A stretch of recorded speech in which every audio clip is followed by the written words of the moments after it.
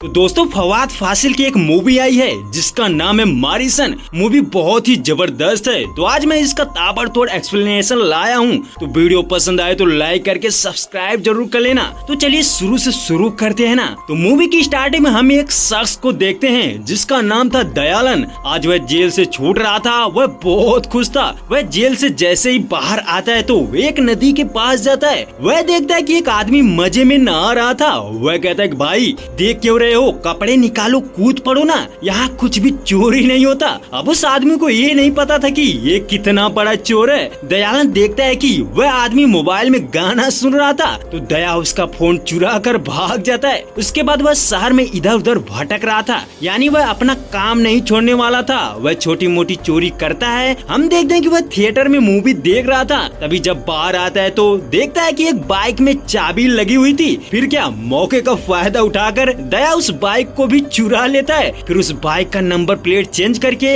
इधर उधर भटकने लगता है। तभी वह शाम को एक बंगला देखता है, वहाँ कोई भी नहीं था। तो सुनसान जगह होने की वजह से दया उस घर में घुस जाता है। वह अंदर इधर उधर ढूंढ रहा था। तभी उसे एक आदमी दिखाई देता है, वेलायुधम पिल्लई। उसे आदमी को जंजीर में बांधा गया था। वह दया को देखते ही कहता है कि कुमार तू आ गया। दरअसल उस आदमी की याददाश्त बहुत कमजोर थी, वह भूल जाता था। तो दया को अपना बेटा कुमार समझने लगता है। बट दया कहता है कि मैं तेरा बेटा नहीं हूँ और पैसे ढूंढने लगता है। तभी वेलायुधम कहता है कि तुम मुझे खोल दोगे तो मैं तुम्हें 25,000 रुपए दूंगा। अब दया मान जाता है। वह उसको छुड़ाकर एटीएम के पास ले जाता है। वेलायुधम जैसे ही 25,000 रुपए निकालता है तो दया चोरी से एटीएम में देखता है कि उसके अकाउंट में 25 लाख रुपए थे। वह हैरान था। तो वेलायुधम 25,000 निकाल कर उसे दे देता है। वह कहता है कि मैंने अपना वादा पूरा किया, अब तुम जाओ अपने रास्ते, मैं अपने रास्ते जाऊंगा। लेकिन दया ये जानकर लालच में आ जाता है कि उसके अकाउंट में 25 लाख हैं, तो उसके पीछे पड़ जाता है। दया बोलता है कि आप कहाँ जाना चाहते हो, मुझे बताओ, मैं लेकर चलूंगा। तो वेलायुधम कहता है कि मैं तिरुवन्नामलाई जा रहा हूँ, वहाँ मेरा दोस्त रहता है। अब दया उसे अपने साथ ले जाने की कोशिश करता है, बट वह नहीं मानता। वह कहता है कि मुझे बस स्टैंड तक छोड़ दो, मैं चला जाऊंगा। अब दया उसे बस स्टैंड ले जाता है और रास्ते में पता चलता है कि उसका बेटा कुमार एक ऑफिसर था। वह उन्हें इसलिए बंद करता था ताकि ये घर से कहीं भाग न सकें, तो उसको ढूंढने में परेशानी न हो, इसीलिए वह इन्हें बांध कर रखता था। कुछ देर में ही दोनों स्टेशन पहुंच जाते हैं। दया उसे छोड़कर चला जाता है, पर तुरंत एक बार फिर से वापस आता है। तो दया उसे बहला फुसलाकर अपने साथ ले लेता है। अब दोनों तिरुवन्नामलाई के लिए निकल पड़ते हैं। तभी रास्ते में दया गाड़ी रोककर सिगरेट पीने लगता है। ये देखकर वेलायुधम उसे थप्पड़ मार देता है और उसे कहता है कि कुमार तू अपने बाप के सामने सिगरेट पी रहा है, यानी वह उसे अपना बेटा समझता है। दया गुस्सा होता है, बट कर भी क्या सकता था यार। वह एक बार फिर आगे बढ़ता है। दया कहता है कि बाइक में पेट्रोल डालना है, खाना खाना है, मेरे पास पैसे नहीं है। तो वेलायुधम कहता है कि मेरे अकाउंट में पैसे पड़े हैं, एटीएम दिखे तो रोक देना। अब दया उसे एक बार फिर से एटीएम के पास ले जाता है। इस बार वेलायुधम उसे एटीएम देता है। वह कहता है कि 3,000 रुपए निकाल लेना। तो जब दया पैसे निकालने की कोशिश करता है तो पता चलता है कि एटीएम पिन ही गलत है। वह वेलायुधम से कहता है कि आपने गलत पिन बताया है। तो वह भी ट्राई करता है बट गलत बताता है, यानी वह पिन भी भूल चुका था। अब दया और परेशान हो जाता है। वह कहता है कि ठीक है, मेरे पास कुछ पैसे हैं, उसी से काम चलाते हैं। तो दया खाना खाने के लिए एक होटल में जाता है। वहाँ वह वेलायुधम से कहता है कि सर आप हर चीज भूल जाते हो, तो आगे से ऐसा ना हो, इसीलिए इस डायरी में सब कुछ लिख दो, यानी नाम, एड्रेस, एटीएम पिन। तो वेलायुधम उस डायरी में सब कुछ लिख देता है। उसके बाद वह उससे उधार पैसे मांगता है ताकि वह दवा खरीद सके। दया उन्हें पैसे दे देता है और कहता है कि आप मेडिकल शॉप पर जाओ, मैं थोड़ा बात कर लेता हूँ। तो दया अपने दोस्त अरुण को कॉल करता है। उससे कहता है कि मुझे एक बाइक बेचनी है, पता करके बता। तभी उसके दोस्त उससे कहता है कि तू कब तक ये छोटे मोटे काम करता रहेगा, कुछ बड़ा कर यार। तभी दया उसे इस बारे में बताने ही वाला था कि वह देखता है कि वेलायुधम एक बस में चढ़कर भाग रहा था। दया देखते ही दौड़ने लगता है और पीछा करते करते बस पे चढ़ जाता है। वह उन्हें बोलता है कि बस रोको।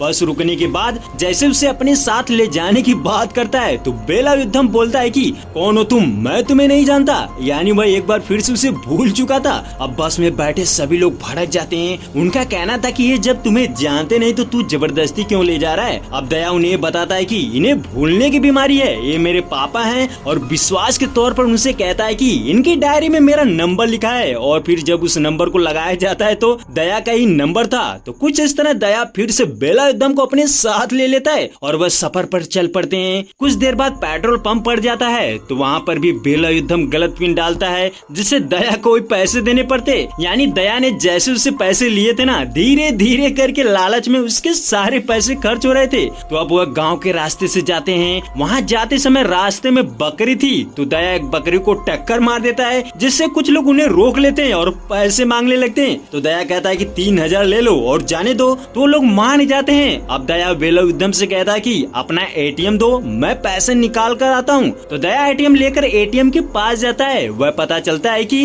एटीएम पिन तो करेक्ट था बट बैलेंस नहीं था। तो दया शॉक था। वह चेक करता है तो देखता है कि सिर्फ 8000 थे। वह टोटल पैसे निकाल कर लाता है और उन बकरी वालों को देता है बट वह पैसे नहीं लेते क्योंकि वह जान गए थे कि ये पुलिस में है, क्योंकि वेलायुधम ने उन्हें बताया था कि इस तरह उसके पैसे भी बच जाते हैं। तो यहीं पर यह पता चलता है कि वेलायुधम के पास एक नहीं बल्कि 2 एटीएम था। यानी जिसमें 25 लाख रुपए थे ना, वह दूसरा एटीएम था। तो एक बार फिर से दोनों आगे बढ़ते हैं। कुछ दूर जाने के बाद रात हो जाती है। वेलायुधम कहता है कि जहाँ पर हम रुके हैं यहाँ पर मेरा एक दोस्त रहता है, उसका नाम है सुब्रमण्यम, तुम पता करो, अगर मिल जाएगा तो आज की रात उसके घर पर ही रुकेंगे। तो दया जब एक दुकान पर पूछता है तो उसे पता चलता है कि यहाँ सुब्रमण्यम नाम के कई लोग रहते हैं। तो दया कहता है कि ठीक है जाने दो। अब दोनों एक लॉज में रुकते हैं। वहाँ दोनों आपस में बातें करते हैं। वेलायुधम ये कहता है कि तुम छोटी मोटी चोरियां करना छोड़ क्यों नहीं देते। दोनों ड्रिंक करके सो जाते हैं। वहीं दया अपने दोस्त को कॉल करके ये बताता है कि वह जल्दी से जल्दी एटीएम का पिन पता करे, वह इसके साथ ज्यादा देर तक रुक नहीं सकता। तो उसका दोस्त बोलता है कि एटीएम पिन पता करने के लिए उसका फोटो चाहिए और कम से कम इसमें 1 महीने लग जाएंगे। तो दया कहता है कि कुछ भी कर लेकिन जल्दी कर यार। वहीं दूसरी तरफ पुलिस स्टेशन में गाड़ी चोरी का कंप्लेन किया गया था। यानी दया ने जिसकी बाइक चोरी की थी ना, उस आदमी ने कंप्लेन किया था। तो अफसर बोलता है कि जल्दी पता करो बाइक कौन चुराए। तो पुलिस भी दया को ढूंढ रही थी। वेल अब सुबह होती है, दोनों खाना खाने जाते हैं। दया को उसके एटीएम का पिन चाहिए था तो वह एटीएम निकालने का मौका ढूंढ रहा था। दोनों होटल में खाना खाने जाते हैं। तभी वेलायुधम जैसे ही वॉशरूम में जाता है तो दया उसके बैग से एटीएम निकाल कर फोटो खींच लेता है। अब दोनों एक बार फिर से तिरुवन्नामलाई के लिए निकल पड़ते हैं। वहीं दया का दोस्त उसे बताता है कि एटीएम पिन जल्दी मिल जाएगा, तब तक तुम उसे कोयम्बटूर लेकर आओ। अब दया उसे धोखे से कोयम्बटूर ले जा रहा था। वह कुछ दूर जाता है तो वेलायुधम को शक हो जाता है। वह कहता है कि लग रहा है हम गलत रास्ते पर जा रहे हैं, ये रास्ता तिरुवन्नामलाई नहीं जाता है। इस पे दया कहता है कि आप भूल गए, हम कल ही तो तिरुवन्नामलाई गए थे। यानी वह उनके भूलने की बीमारी का फायदा उठा रहा था। तभी वेलायुधम हैरान था। वह कहता है कि हम वहाँ गए थे, मुझे याद भी नहीं। वह अपना बैग चेक करने लगता है। दरअसल उसका कहना था कि वह तिरुवन्नामलाई अपने दामाद के यहाँ जा रहा था, उससे 25 लाख रुपए लेने थे। तो वेलायुधम कहता है कि लगता है वह भूल गया, तुम उसको फोन लगाओ। इस पर दया फिर बहाना करता है। वह कहता है कि हम अभी तिरुवन्नामलाई नहीं पहुँचे हैं, अभी जा रहे हैं। यानी उसके अंदर और लालच आ जाती है कि 25 लाख अकाउंट में है और 25 लाख कैश मिलेंगे, टोटल 50 लाख हो जाएंगे। अब दया एक बार फिर से तिरुवन्नामलाई के रास्ते में चलने लगता है। वह एक गैराज के पास पहुंचता है। वहां पर उसके दोस्त नकली एटीएम भिजवाता है। तभी वहां पर कुछ लोग जुआ खेल रहे थे तो वेलायुधम भी उनसे जुआ खेलकर 10,000 रुपया हार जाता है। ये जानने के बाद दया उसे बहुत बोलता है। तो जिन लोगों से पैसा हारा था ना, वह मारने की धमकी देते हैं, जिससे दया उनको 5,000 रुपये देकर सेटल कर देता है। वह बहुत गुस्से में था। फिर रात को एक दूसरे लॉज में रुकते हैं। उसके बाद सुबह को कुछ देर बाद तिरुवन्नामलाई के आश्रम में पहुंचते हैं। वहाँ पर पहुंचने के बाद बेला अपने दोस्त से मिलता है। वह दोनों में कुछ देर बात होती है। तभी दया उसके दोस्त से कहता है कि आप इनको मना लीजिए कि ये अपनी बेटे के यहाँ यानी पलक्कड़ चले। तभी उसका दोस्त बताता है कि बेला ने तुम्हें नहीं बताया क्या, उसके कोई बेटे नहीं है, उसने मेरे बेटे कुमार और कृष्णा वेल्ली को गोद लिया है। ये सुनकर दया इमोशनल हो जाता है। अब वह पलक्कड़ के लिए निकल पड़ते हैं। तभी दया को पता चलता है कि वेला को जो पैसे लेने थे ना, वह उसके दोस्त ने पहले ही दे दिया था, यानी अकाउंट में भेज दिया था। ये सुनकर दया की हवा टाइट हो जाती है। तो एक बार फिर से पलक्कड़ के लिए चल पड़ते हैं। फिर से वह एक और लॉज में रुकते हैं। हम देखते हैं वेला बहुत परेशान था। वह कहता है कि दया, मुझे एक आदमी से माफी मांगनी है और मेरा दोस्त है जिसका नाम है श्रीधर, अगर तुम उसका नंबर पता कर पाते हो ना तो बहुत अच्छा होगा। तो दया कहता है कि बस इतनी सी बात, ये तो मैं बहुत आराम से कर सकता हूँ। तो हम देखते हैं कि श्रीधर एक मॉल का मालिक था। वह कहीं गया था तो दया काउंटर पर जाकर उनके मालिक का नंबर मांगता है, उसे नंबर नहीं दिया जाता तो दया समझ जाता है कि इस हुलिया में तो कोई नंबर नहीं देने वाला। तो वह एक काम करता है कि उसी मॉल से एक बढ़िया सा कपड़ा चूज करता है और फिर दोबारा उनके पास जाता है। इस बार वह बड़ी ही चालाकी से उसका नंबर ले लेता है। उसके बाद वह लॉ जाकर वेला को नंबर दे देता है। वेला बहुत खुश होता है। उधर दूसरी तरफ हम असिस्टेंट कमिश्नर फरीदा को देखते हैं, जो ये पता कर पाती है कि शहर में कुछ मर्डर हो रहे थे। वह एक किलर था जो धीरे धीरे करके लोगों को मार रहा था। वहीं जिस घर में बेला रहता था ना, उसमें भी किसी का मर्डर हो चुका था। वहीं वेला ने जिस आदमी का नंबर मांगा था यानी श्रीधर, उसका भी मर्डर हो चुका था। तो अब ये किसने किया था पता नहीं। फरीदा बहुत परेशान थी। तो अब हम एक बार फिर से बेला और दया को देखते हैं। वह रास्ते में थे तो दया कहता है कि रास्ते में ही मेरे दोस्त अरुण का घर है, आज हम वहीं पर रुकेंगे, वहाँ मेला भी लगने वाला है। तो हम देखते हैं कि दया उसे अरुण के पास ले जाता है। तो अरुण दया से कहता है कि यार एटीएम पिन निकालना बड़ा मुश्किल है, ऐसे तो हम नहीं पता कर पाएंगे। तभी हम देखते हैं कि उसी रात ये सब मिलकर खूब डांस करते हैं और मेले का एंजॉय करते हैं। हम देखते हैं कि वेला कुछ अजीब सी चीजें कर रहा था। वह दया और उसके दोस्त के ड्रिंक में एक दवा मिला देता है और फिर एक बंदे को कॉल करके बुलाता है। जब वह आने से मना करता है ना, वेला कहता है कि तुम मधुमता को तो जानते हो, तुम यहाँ आओ नहीं तो मैं तुम्हारा वीडियो तुम्हारी पत्नी को दिखा दूंगा। यानी उस बंदे ने कुछ तो कांड किया था। तो हम देखते हैं कि जब दया और उसके दोस्त सो जाते हैं तो वेला एक हथौड़ी लेकर निकल पड़ता है। वह उसे एक सुनसान जगह पर बुलाता है। तो जब वह आदमी आता है तो उसे अकेला देखकर गुस्से से बोलता है कि तू मुझे ब्लैकमेल कर रहा है, मैं तेरे में इतनी हिम्मत। अब दोनों में लड़ाई होने लगती है। वेला उसे मारकर खंबे से बांध देता है और फिर उसे कहता है कि बता तूने ऐसा क्यों किया, तेरी वाइफ से इस बारे में बता दूं क्या। इस पर वो रोने लगता है। उसका कहना था कि उसके घर में इसकी बहुत इज्जत है, वह ऐसा ना करे। तो वेला उसे पूछता है कि तुम्हारे साथ एक और आदमी था, उसका नाम क्या है। तो वह उस शख्स के बारे में भी बता देता है। अब वेला उस आदमी को हथौड़े से मार देता है। उधर हम देखते हैं जब वेला ने कॉल किया था ना, तो पुलिस उसे ट्रैक कर रही थी। तो वह उसके लोकेशन पर पता करके उस जगह पहुंच जाती है। उनको पता चल गया था कि मर्डर होने वाला था, बट उससे पहले वेला वहाँ से निकल जाता है। तो यहाँ पर यह पता चलता है कि वेला को भूलने की बीमारी थी ही नहीं, वह बिल्कुल ठीक था। और शहर में जो मर्डर हो रहे थे ना, सब वेला ने ही किया था। यानी वह दया के साथ नाटक कर रहा था। अब वेला मोबाइल फोन को पानी में फेंक देता है और सुबह को एक नाटक करता है, वह घर से बाहर गिरा पड़ा था। तो जब ये बात दया को पता चलती है तो वह देखता है कि इनको चाकू के भी निशान लगे थे। तो वेला कहता है कि मैं सुबह सुबह जॉगिंग पर निकला था, तभी एक चोर ने मेरे पर हमला किया। ये देखकर बहुत दुखी होता है। वह अरुण से कहता है कि तू देख रहा है ना इनकी हालत कैसी है, मैं इनसे पिन कैसे ले सकता हूँ। तभी अरुण कहता है कि तू इतना इमोशनल मत हो, तू इन्हें मेरे फार्म हाउस पर लेकर आ जो कोयम्बटूर में था। उधर पुलिस पूछताछ कर रही थी तो उनको पता था कि जिसने बाइक चुराई है वही मर्डर कर रहा है। तो उनको एक दुकान वाला मिलता है जिसने दया को बाइक से साथ देखा था। तो पुलिस उस आदमी से उसका स्केच बनवाने को बोलता है। वहीं दूसरी तरफ कमिश्नर फरीदा एक औरत के घर पहुँचती है। दरअसल ये मधुमिता की माँ थी जिसका जिक्र वेला कर रहा था। यहाँ पर सारा मामला समझ आता है। दरअसल जिसे वेला ने मारा था ना, वह एक स्कूल टीचर था जिसका नाम था शिवा सेल्वम। वह बहुत हरामी था।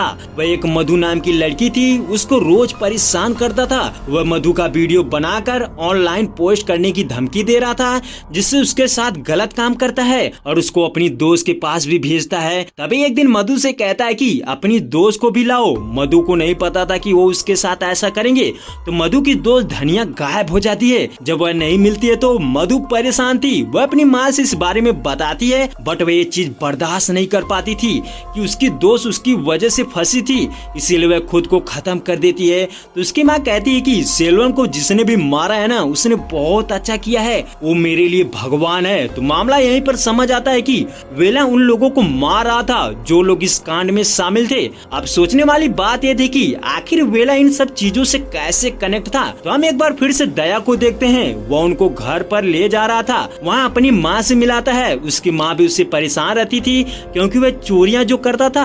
अब दोनों आराम करते हैं। तभी वेला दया की माँ और बाप की तस्वीर देख रहा था। तो उसकी माँ पूछती है कि आप इतना ध्यान से क्यों देख रहे हो। तो वह बताता है कि आपकी जिस डेट को शादी हुई थी ना, उसी डेट को मेरी भी शादी हुई थी। फिर यहीं पर फ्लैशबैक के जरिए हम वेला की बैक स्टोरी को जानते हैं। हम देखते हैं कि उसकी वाइफ मीनाक्षी जो एक चाइल्ड साइकोलॉजिस्ट थी, वह बच्चों की बहुत मदद करती थी। वह दोनों खूब खूब प्यार करते थे। एक दिन अचानक रात के 2 बजे उठकर मीनाक्षी नाश्ता बनाने लगती है। ये देखकर वेला हैरान था, इतनी रात को नाश्ता। तभी उसे समझ आता है कि इसे भूलने की बीमारी है। वह इस बारे में डॉक्टर से बात करता है तो पता चलता है कि इस चीज का इलाज नहीं है, वह धीरे धीरे सब कुछ भूल जाएगी। अब वेला बहुत परेशान था। इसी बीच मीनाक्षी मधु से मिलती है, जिसके बारे में हमने कुछ समय पहले जाना था, जिसको सेल्वन परेशान कर रहा था। मधु सारी सच्चाई मीनाक्षी को बताती है। वह कहती कि ठीक है, चिंता मत करो, मैं कुछ करती हूँ। बस यहीं पर कहानी कट कर दी जाती है। सीन एक बार शिफ्ट होता है प्रेजेंट टाइम में।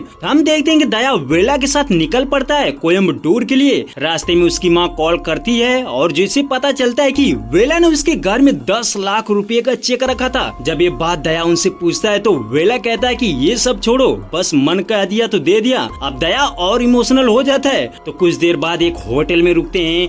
वहीं दूसरी तरफ पुलिस छानबीन जारी रखती है। वह दया का स्केच बना चुके थे।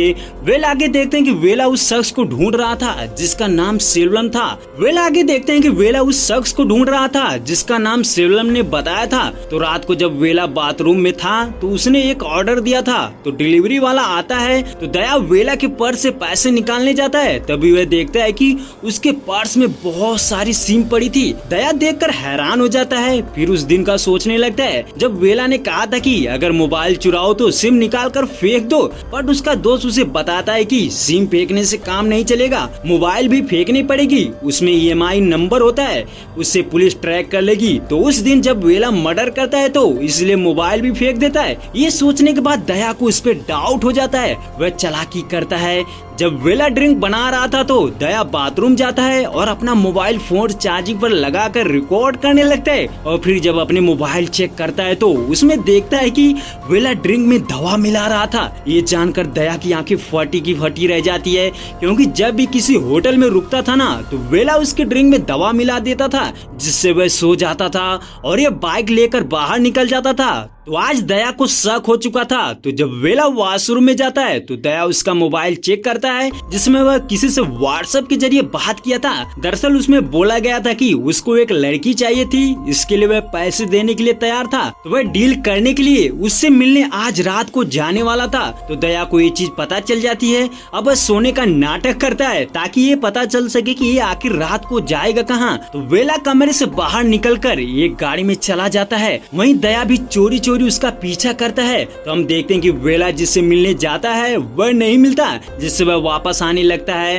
तो दया को पुलिस वाले चेकिंग के जरिए पकड़ लिए थे, जिससे उसे थोड़ा देर हो जाती है, बट वह बड़ी ही चालाकी से वहां से भागकर कमरे में आ जाता है। तो जब वेला कमरे में आता है तो देखता है कि दया सोया हुआ है। अब कहानी एक बार फिर पीछे जाती है। हम देखते हैं कि वेला की वाइफ उन लड़कियों के लिए कोर्ट में लड़ रही थी, बट उसकी दिमागी हालत कुछ खराब थी, जिसकी वजह से वह गुनहगारों को पहचानने में इनकार कर देती है, जिससे वह बच जाते हैं। तो इस चीज से मीनाक्षी बहुत दुखी थी। वह वेला से कहती कि तुम्हें उन लोगों को इंसाफ दिलाना पड़ेगा और उन दरिंदों को मारना पड़ेगा। ये कहकर वह खुदकुशी कर ली थी। तो मीनाक्षी ने उनके चलते अपनी जान दे दी थी, इसीलिए वेला उनको ढूंढ ढूंढ कर मार रहा था। बस अब सिर्फ एक बचा हुआ था। तभी हम देखते हैं कि वहाँ अरुण आ जाता है। दया उसको सारी सच्चाई बताता है। तो अरुण कहता है कि इसको मेरे फार्म हाउस पर लेकर चल, वहीं पर इसे बताएंगे कि हम क्या चीज हैं। तो अरुण वेला को अपनी गाड़ी में बैठाता है और दया अपनी बाइक से जाता है। उनका कहना था कि हम फार्म हाउस पर खूब पार्टी करेंगे। तो रास्ते में जाते जाते वेला उसकी गाड़ी में एक डॉल देखता है। वैसा ही डॉल वह डीलर के DP पर देखा था। तो वह समझ जाता है कि ये वही डीलर है जो लड़कियों की सप्लाई करता है, अरुण। तो यह बात अरुण को भी पता चल गई थी कि यह मुझे ही ढूंढ रहा है। अब फार्म हाउस पर पहुंचते ही वेला कहता है कि अच्छा वो तुम ही हो जिसे मैं अब तक ढूंढ रहा था। तो अरुण कहता है कि हाँ। तो वो पूछता है कि आखिर तुम मुझे क्यों ढूंढ रहे हो। तो वेला कहता है कि धनिया को जानते हो। तो अरुण बताता है कि वह तो सिंगापुर में है और खुश भी है। तभी वेला कहता है कि ये बात दया को पता है। तो अरुण कहता है कि वो क्या जानेगा, वह एक नंबर का बेवकूफ है। अब दोनों में लड़ाई होती है। अरुण कहता है कि जब तक दया आएगा तब तक मैं तुझे मार दूंगा। तो कुछ देर बाद दया आ जाता है। दया कहता है कि इन्हें छोड़ दे, बट अरुण नहीं मानता। तभी पता चलता है कि जब अरुण दया के बारे में और इन लड़कियों के बारे में बात कर रहा था ना, ये सब वेला दया को कॉल के जरिए सुना रहा था। तो दया समझ चुका था कि अरुण ही गद्दार है। अब दोनों में खूब लड़ाई होती है। दया अरुण को मार देता है, बट इसका इल्जाम वेला अपने ऊपर ले लेता है। वहीं पुलिस भी आ जाती है तो दया और वेला को कोर्ट में ही पेश किया जाता है। जज वेला से पूछता है कि बताओ तुमने ये सब मर्डर क्यों किया, तो वह बताता है कि मैंने जिन लोगों को मारा था वह लड़कियों के साथ गलत व्यवहार करते थे और उनको बेच देते थे। तो जिन मुजरिमों को वेला ने मारा था उनको पुलिस भी ढूंढ रही थी, इसीलिए वेला को ज्यादा दिन की सजा नहीं मिलती। वहीं पर एक चीज और पता चलता है कि जिस रात दया वेला को छुड़ाया था ना, दरअसल वह उसका घर नहीं था। उस रात भी वेला किसी को मारने गया था और जब दया अंदर आया तो वेला ने बॉडी को अंदर छुपा दिया था। तो कुछ इस तरह वेला ने उस क्रिमिनल को ढूंढकर अपना बदला लिया।